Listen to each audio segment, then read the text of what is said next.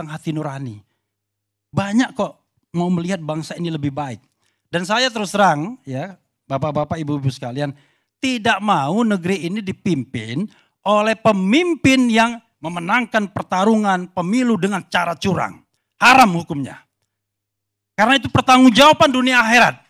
Saya kira Bang Yusril juga ke sana juga sebagai partai kanan luar. Partai Bulan Bintang. Jadi haram hukumnya kita dipimpin oleh orang yang mendapatkan kekuasaan dengan cara curang. Dengan cara membayar, dengan cara mengakali sirekap, dengan cara mengakali manual dan lain sebagainya. Karena itu, kalau kita melawan hari ini adalah perlawanan konstitusional. Bukan perlawanan inkonstitusional. Dan mudah-mudahan forum ILC ini menjadi satu forum untuk mengabarkan bahwa kita masih bisa bersuara dan terus melawan kecurangan. Dan kita tidak melawan orang, kita melawan sebuah fenomena, kecurangan, ketidakadilan, ketidakbenaran, dan hal-hal yang merusak demokrasi kita. Karena kita tidak ingin negara ini menjadi negara otoriter kembali. Kita tidak ingin negara ini seperti negara Orde Baru. Karena itulah kita butuh perlawanan agar demokrasi kita tetap tegak. Wassalamualaikum warahmatullahi wabarakatuh.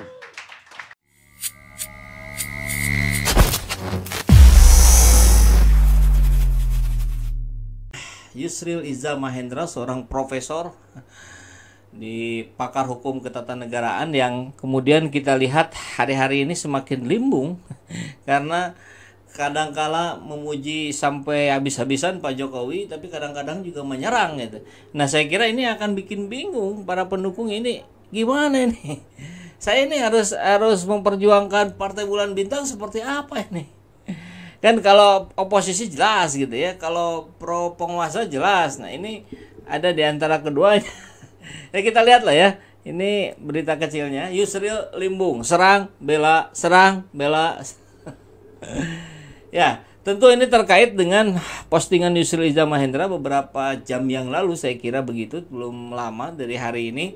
Pembangunan yang paling lemah pada masa pemerintahan Jokowi adalah sektor hukum. Wah, sektor hukum kan Anda.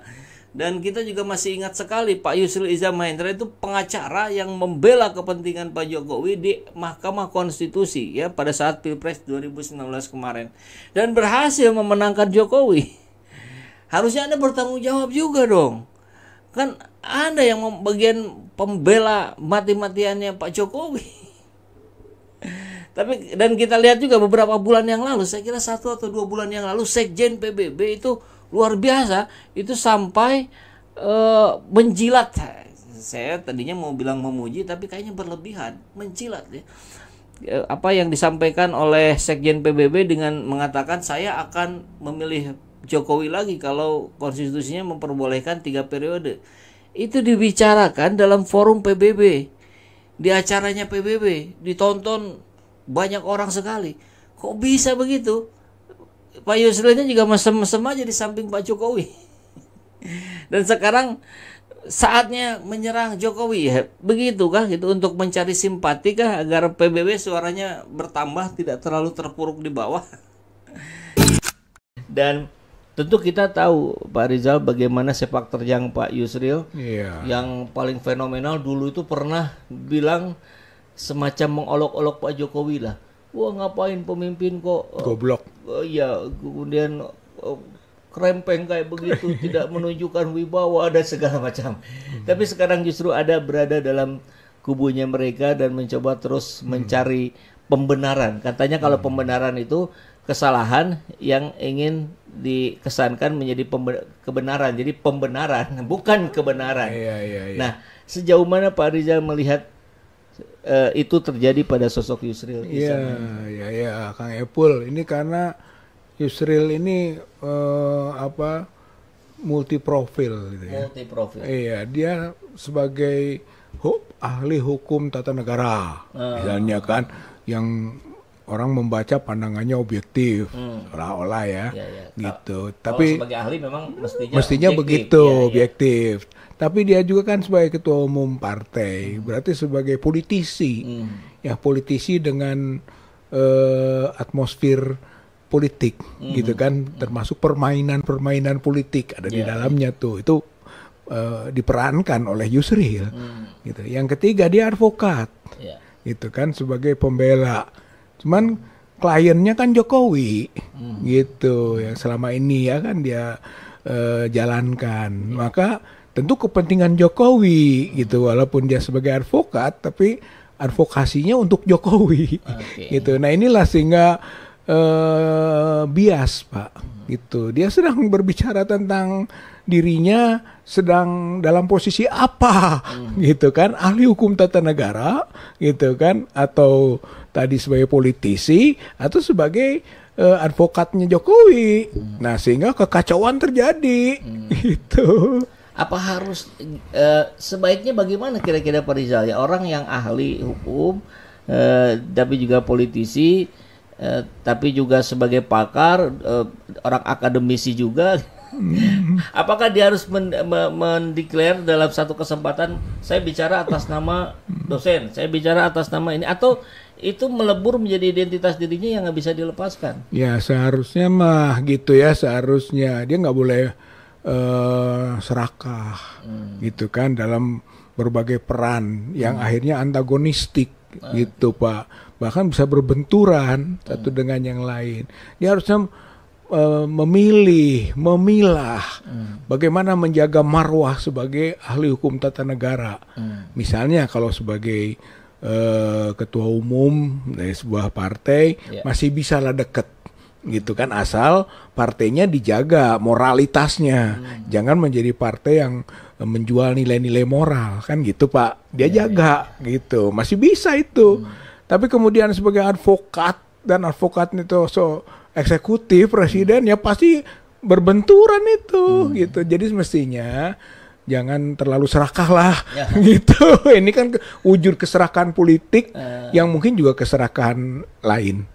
Gitu, Pak. Ini kalau istilah orang Sunda itu ada Pak Rizal, kalau nggak salah ngarawu kusiku. Ya. Jadi siku tuh ini ya, ngarawu begini dia nggak dapat semuanya. Nggak dapat semua. Dan salah satu buktinya adalah perolehan hasil dari PBB ini, kalau di perolehan sementara kita lihat di 0, berapa persen? 0, gitu.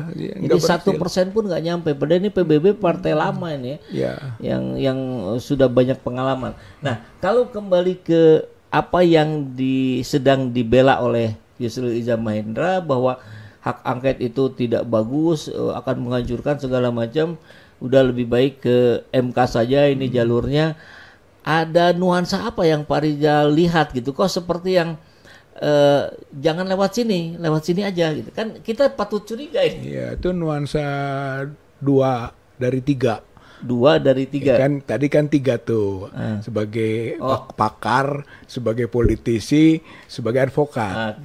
Ini sebagai advokatnya Presiden Jokowi, dan sebagai politisi Partai Bulan Bintang pendukung Prabowo Gibran yang disupport oleh Presiden. Dia berada di ruang itu Pak Epul, gitu, sehingga muncul pandangan tadi, gitu, bahwa ke MK itu sama dengan menyuruh orang masuk jurang Pak, gitu. Sepertinya bener kan bahasa hukum, gitu, MK, gitu kan. Kalau nggak puas Bawaslu, gitu kan, nanti ke MK, silakan bertarung secara hukum di situ.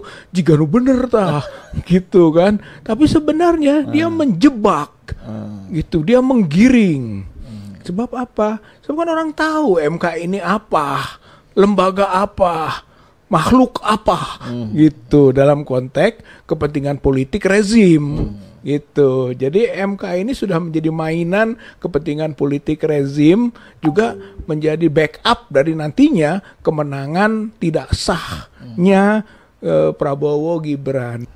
Nah kemudian kita lihat di sisi lain, kalau masih bicara MK dulu Pak Rizal, ini ada Pak, saya lupa namanya, Pak Said Isra kalau tidak salah. Saldi Isra. Ini juga sedang dilaporkan ke MK, dituduh memiliki afiliasi terhadap kepentingan politik tertentu. Artinya saya ingin melihat secara lebih luas bahwa ternyata di MK pun ada yang pro dan kontra lah terhadap katakanlah rezim atau Jokowi tadi. Setuju. Nah, bagaimana pandangan Pak Rizal mengenai kekuatan di dalam MK ini?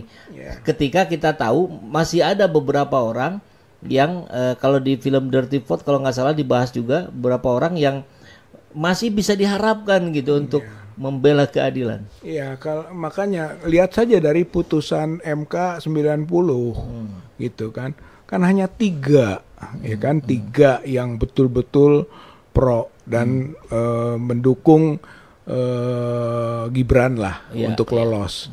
Yang 2 dubious lah gitu kan, masih ganda. Sedangkan yang 4 itu dissenting opinion, jadi menolak gitu ya. Itu gambaran sebenarnya masih ada harapan. Tapi sepanjang ada 3 saja bisa menang, Pak. Ini kan kemarin 3 Pak. 3 saja bisa didesain menang melawan 2 dan 4 atau jadi 6. Yang seharusnya yang jadi pindah ke 3 ya. Pindah seharusnya yang ini juga gitu kan, yang 2 ini harusnya dihitungnya ke 4. Ya harusnya ini enggak dimasukkannya ke 3 dan ternyata diterima dan menang. Yang sampai sekarang susah kita untuk menggoyangnya. Berarti meskipun ada orang-orang yang punya idealisme, tetap saja permainan itu intervensi itu dimainkan juga oleh eksekutif. Inilah dilema kehidupan hukum kita. Hukum menjadi kepanjangan tangan politik, Pak. Itu yang harus kita reformasi, harus kita robah, Pak.